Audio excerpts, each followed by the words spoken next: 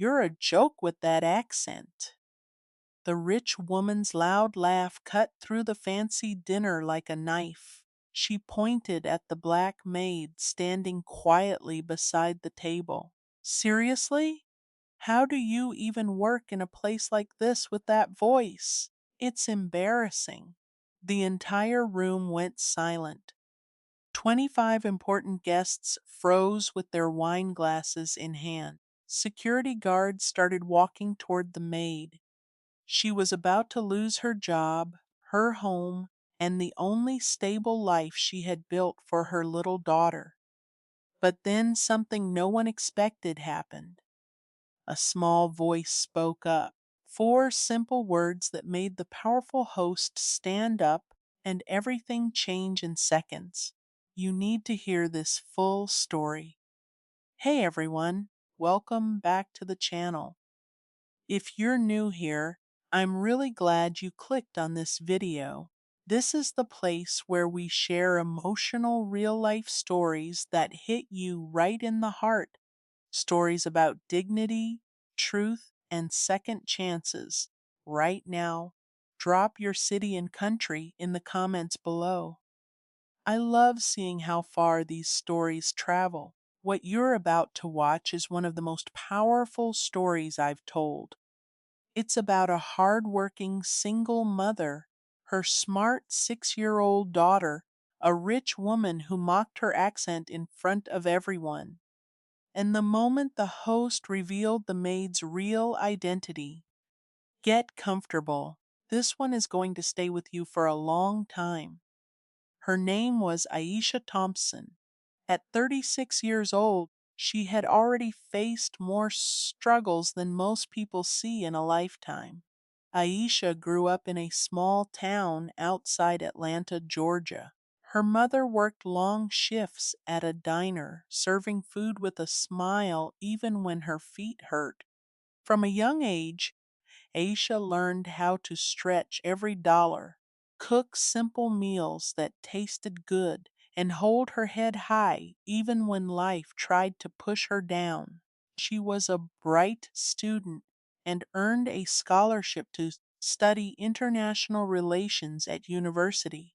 Everyone said she had a bright future. After college, she got a good job working on global trade projects. She even traveled to different countries to help with important negotiations. But life had other plans. She married a man who promised to stay by her side. When their daughter Zoe was only 1 year old, he left. Then Aisha's mother got very sick. The medical bills grew bigger than her savings. Aisha made the hardest choice of her life. She stepped away from her promising career to take care of her family. Now she worked as a maid at the Langford estate. The pay was steady and came with a small but clean room for her and Zoe. It wasn't the life she dreamed of, but it was safe.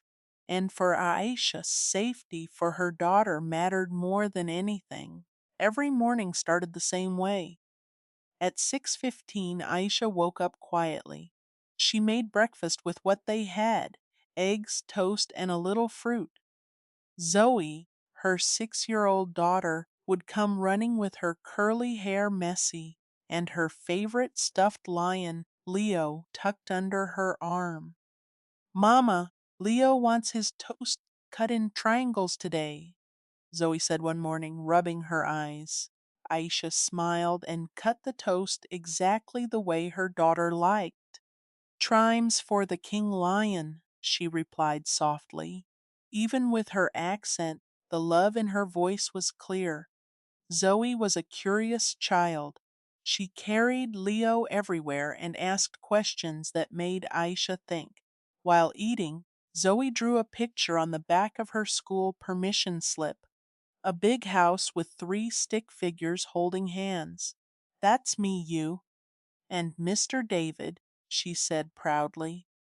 Aisha felt a small ache in her chest but kept smiling. She had an old notebook from her university days hidden in her drawer. It was worn and full of notes from important meetings she once attended. She kept it as a reminder of who she used to be. She never showed it to anyone. After breakfast, Aisha walked Zoe to the school bus stop just outside the estate gate. Zoe turned back once, holding Leo high. "Mama, your voice is the best voice," she said loudly. Then she climbed on the bus. Aisha stood there for a moment, watching the bus disappear. She took a deep breath and went back to work. On her way, she noticed one of the garden lights was flickering. Most people would ignore it, but Aisha fixed it quickly using a small tool from her pocket. She had learned many practical skills during her tough years. She never complained about her job. She cleaned with care, served with respect, and stayed professional even when looked at her differently because of her accent or the color of her skin. All she wanted was to give Zoe a stable life and maybe one day return to the work she loved. Little did she know that Friday evening dinner would test her strength like never before. The Langford estate was one of the biggest and most beautiful homes in Atlanta. It had tall glass windows, a huge marble entrance, and perfectly kept gardens that stretched for acres. Inside, everything looked expensive. Crystal lights, big paintings on the walls, and furniture that cost more than most people's yearly salary. People who worked there moved quietly and carefully because they knew this was a place of real power and money. David Langford, the owner, was 42 years old. He had built his tech company from a small room in his college days to a $1 billion business. Everyone respected him. Business magazines called him the quiet genius.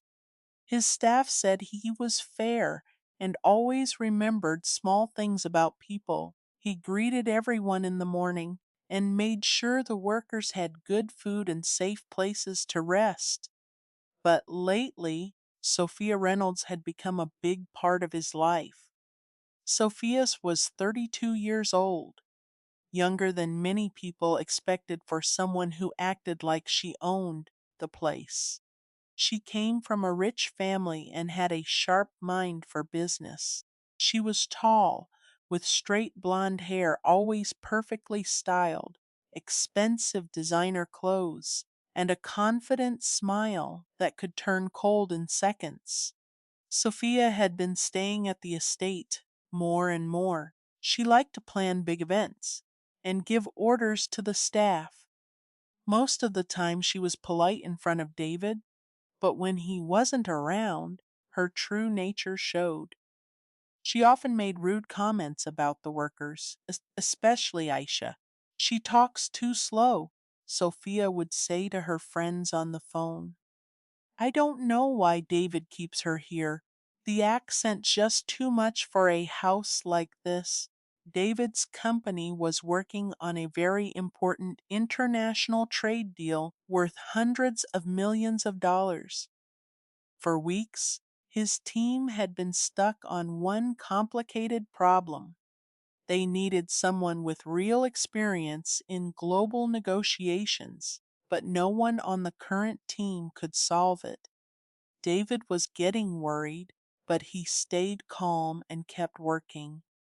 That Friday evening, Sophia was determined to make the dinner party perfect. She had spent the whole day telling the staff exactly how everything should look and sound. She wanted to impress David's important business guests.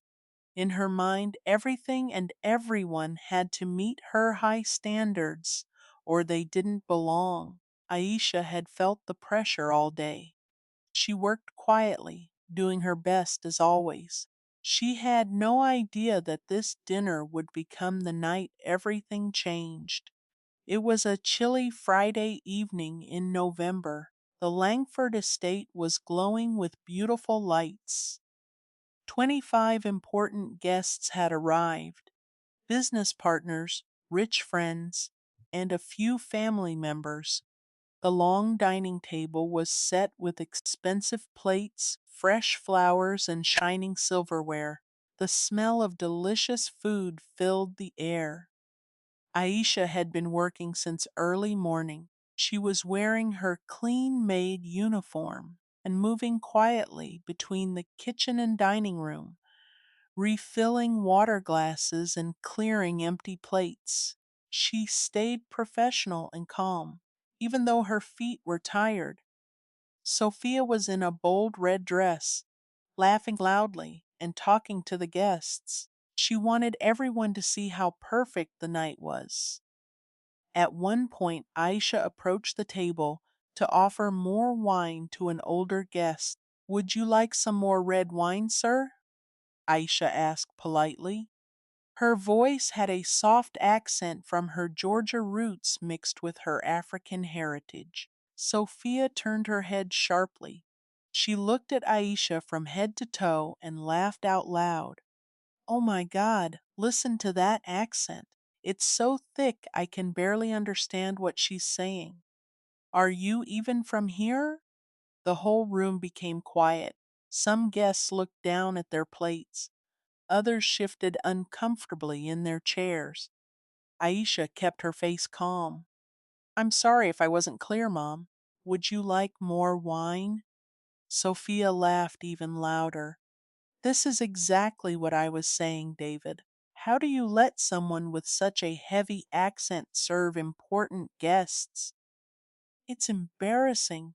She sounds like she just came from some village. Maybe she should just stick to cleaning bathrooms instead of talking to people." A few guests forced small smiles, but most looked away. One older woman near the end of the table put her fork down and stared at her plate. A young businessman in a suit looked like he wanted to say something, but stayed silent. Aisha felt her cheeks burning, but she did not raise her voice. "I apologize if my voice caused any problem tonight. I will be more careful." Sophia waved her hand dramatically. "No, no, this is not working. Someone call security and get her out of here right now. This dinner is supposed to be classy, not whatever this is." David, who had been listening quietly, started to stand up. Two security guards began walking toward Aisha from the hallway. Aisha's heart was beating fast. She thought about Zoe sleeping in their small room. She thought about losing this job and having nowhere to go. She pressed her lips together and refused to cry in front of these people. Just then, everyone heard small, sleepy footsteps on the marble floor. Zoe walked into the dining room in her yellow pajamas, holding her stuffed lion Leo tightly. Her curly hair was messy from sleep. She had woken up and wandered out looking for her mother. Zoe stopped beside Aisha and looked at Sophia. Then she pointed at the shiny diamond necklace around Sophia's neck and said in her clear, innocent voice, "Mama talks nice and kind. That lady talks mean. And that necklace is in Mama's pocket from when she found it on the floor earlier." The entire room went completely silent. David walked over quickly. He gently took the necklace from Aisha's uniform pocket. It was exactly the same expensive necklace Sophia had been complaining was missing for 2 days. Sophia's face turned pale. That, that must have fallen somewhere. She probably took it. But one of the other staff members spoke up softly from the side. Aisha was working in the kitchen and east wing all evening. She never went near Sophia's room. David looked at Sophia with disappointment in his eyes. The powerful, confident woman who had been laughing just minutes ago now looked small. He turned to Aisha and said gently, "Mrs. Thompson, I am truly sorry. This should never have happened in my house. Zoe hugged Aisha's leg tightly. The little girl had no idea. She had just changed everything with her honest words. While the fancy dinner continued with awkward silence, Aisha quietly took Zoe back to their small staff room. She closed the door, sat on the edge of the bed, and hugged her daughter tightly. Zoe was still holding Leo the lion. Mama, why was that lady being mean? Zoe asked, her big eyes looking up. Aisha stroked her daughter's curly hair. Some people don't understand kindness, baby. But we stay strong, okay? Now let's get you back to sleep. She made Zoe a warm cup of milk, read her a short story, and tucked her in. Even after such a painful night, Aisha stayed calm. She whispered a prayer and kissed Zoe's forehead. This was her real world, taking care of her little girl no matter what happened. Meanwhile, in the big library on the other side of the mansion, David Langford was having a serious talk with Sophia. I can't keep ignoring how you treat people, he said quietly. Especially Aisha. That was too far. Sophia tried to defend herself. She's just a maid, David. And she had my necklace. But David shook his head. We both know that's not true. I think you should leave for tonight. While Aisha was folding Zoe's clothes and preparing for the next day, something important was happening in David's company group chat. His top team was working late on the huge international trade deal worth over $400 million. The deal had to be signed in 4 days, but they were stuck on one major problem. The team had been trying to reach an expert for 3 days. They sent emails and made calls, but no one answered. David, we really need Dr. Aisha Thompson, one senior advisor wrote. She is the one who helped write the original framework for these kinds of agreements 5 years ago. No one else understands the details like she does. David stared at the message in surprise. Dr. Aisha Thompson? The same name as his maid? While Aisha was quietly washing dishes in the small kitchenette of her staff quarters, David's team was searching online and making more calls. They found old articles and documents. Dr. Aisha Thompson had been a respected expert in global negotiations. She had worked with governments and big companies before stepping away to focus on her family. She's the only person who can fix this clause before the deadline. Another team member said in the late night meeting, the other side already trusts her work. While Zoe slept peacefully with Leo beside her, David sat in his office thinking. He remembered how Aisha always worked hard, never complained, and fixed small problems around the house with surprising skill. Could it really be the same person? He tried calling a number from her old professional profile, but it went to voicemail. Aisha had silenced her old phone long ago. She was too busy being a mother. The clock was ticking. The big meeting with international partners was happening on Monday. Without the right expert, the entire deal could fall apart and cost the company millions. Aisha had no idea any of this was happening. She simply lay down on her bed, tired from the long and painful day, and hoped she would still have a job in the morning. The next morning, the Langford estate felt different. Sophia had left the house after the argument with David. Aisha woke up early as always, made breakfast for Zoe, and got her ready for school. She moved quietly, wondering if today would be her last day at the estate. Meanwhile, in the large conference room on the second floor of the main house, David had called an urgent meeting with his top team. 8 people sat around the big table. Papers and laptops were everywhere. The international trade deal was in trouble, and the final sustain was only 3 days away. We've tried everything, one manager said. The only person who can fix this contract problem is Dr. Aisha Thompson. She literally helped create the original agreement template 5 years ago. A young assistant who had been quiet the whole meeting spoke up nervously.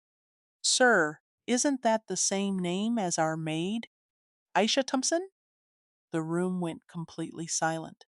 David looked at the young assistant. Someone pulled up old photos and documents on the big screen.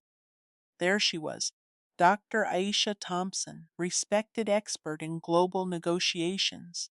She had worked with governments, written important trade policies, and solved difficult international problems before stepping away from her career. One senior advisor explained in 2 short sentences, she is the real expert. She's the one who built the framework that the other side still trusts completely. Everyone turned to look at David. Sophia, who had come back that morning hoping to fix things with David, was also sitting in the meeting. Her face turned white, her mouth opened, but no words came out. She remembered how she had mocked Aisha's accent and called her the help just last night. David stood up slowly. The maid we humiliated at dinner last night is Dr. Aisha Thompson. The silence in the room was heavy. No one knew what to say. The powerful business people who had watched Sophia laugh at Aisha now realized the truth. The woman they dismissed because of her accent and job was actually the exact expert they had been desperately searching for. David looked at Sophia. She looked down at the table, her confident smile completely gone. For the first time, she understood how badly she had misjudged someone. David turned to his assistant. Please ask Mrs. Thompson to join us. Tell her it's important. Aisha was in the middle of cleaning when the message came. She had no idea what was waiting for her in the conference room. David found Aisha in the garden later that afternoon. She was picking some fresh herbs, while Zoe played nearby with Leo the lion. David walked over without his usual confident speed. He looked a little nervous.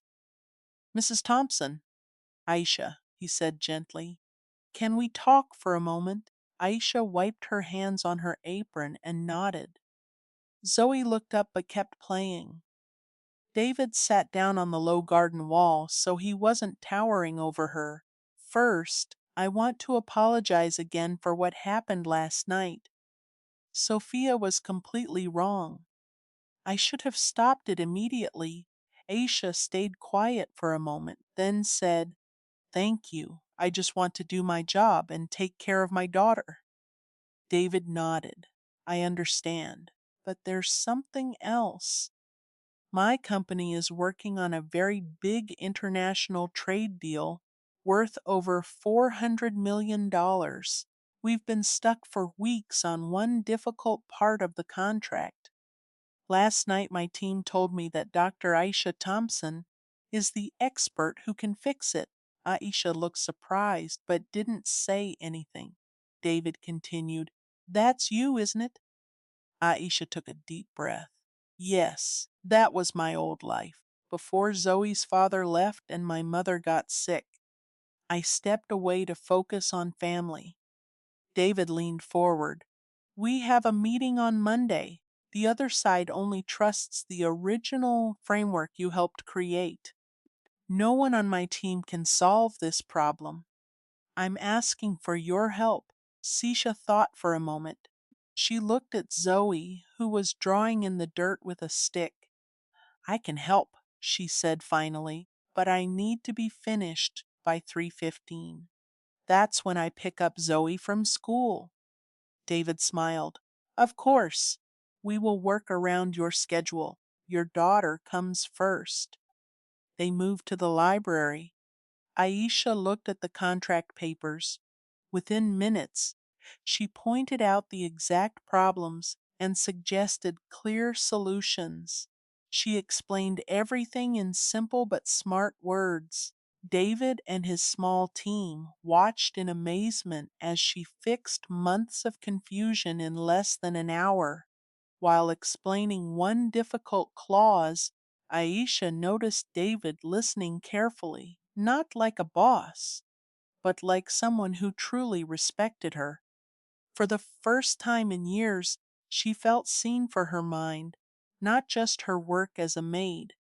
When they finished, David said, "You're incredible. I had no idea we had such talent right here in the house." Aisha smiled softly. "I'm just a mother trying to do what's best for her child." David looked at Zoe playing outside the window. "You're doing a great job. Maybe we can talk more sometime?" "Not about work." Aisha didn't answer right away, but she didn't say no either. Something small had begun to change between them. The big meeting on Monday went exactly as planned. Aisha sat at the table in the conference room wearing simple clothes, not her maid uniform. She explained the difficult parts of the contract clearly and professionally. In just 1 hour, she fixed the problems that the whole team had struggled for weeks. The international partners were happy and agreed to sign the deal. David's company saved the $400 million agreement. It was all done quietly. No big celebration, just good work. Later that afternoon, Sophia came to David's office. She looked different, quieter and less confident. She closed the door and spoke honestly for the first time. "I was wrong about Aisha," she said, looking at the floor. "I judged her because of how she spoke and what job she was doing. I thought I was better than her. That was a stupid mistake. I'm sorry for how I acted that night." David nodded but didn't say much. He accepted her words without anger. Sophia left the estate that evening. She understood that she had lost something important. The next few weeks were calm but full of small changes. David started coming to the garden more often in the evenings. He would sit and talk with Aisha while Zoe played nearby. Sometimes they talked about international news, sometimes about simple things like gardening or Zoe's school. One evening, while Zoe was drawing on the garden table, she looked up at David and said, "Mr. David, you make Mama smile more." "That's good." David smiled warmly. Aisha felt something soft in her heart. David helped Aisha slowly return to her old field. He supported her to take some online meetings and short consulting work from home. He never pushed her. He respected her pace and always made sure she had time for Zoe. Their connection grew slowly. It was not fast or dramatic. One day David brought ice cream for Zoe after school. Another day he helped fix the old washing machine in the staff quarters. He listened when Aisha talked about her dreams and her struggles. He never treated her like a maid again. He treated her like an equal. One Sunday afternoon in the garden, David and Aisha sat together on the bench while Zoe chased butterflies with Leo. The sun was warm and gentle. "I don't know what the future holds," David said softly, "but I know I want to keep talking with you and with Zoe. If that's okay with you." Aisha looked at him for a long moment. "I have edges now," she said. "Life made me careful, but I also see you are a good man. We can take it slow, one day at a time." David smiled. "Slow sounds perfect." Nothing more happened that day. No kiss, no big promises. Just a small understanding that something real might grow between them. The door was open, but only a little. As the sun started to set, Zoe came running back with dirty hands and a big smile. She climbed onto the bench between them, holding her stuffed lion. "Mama, Mr. David," she said happily, "Leo says we should have pizza tonight, and maybe he can sit between us." Aisha and David both laughed. In that simple moment, everything felt right. If this story reached you, hit that like button right now. It helps more than you know. Drop your city and country in the comments below. I want to see how far this story travels. And subscribe because the next story is already written and it starts exactly where this one left off.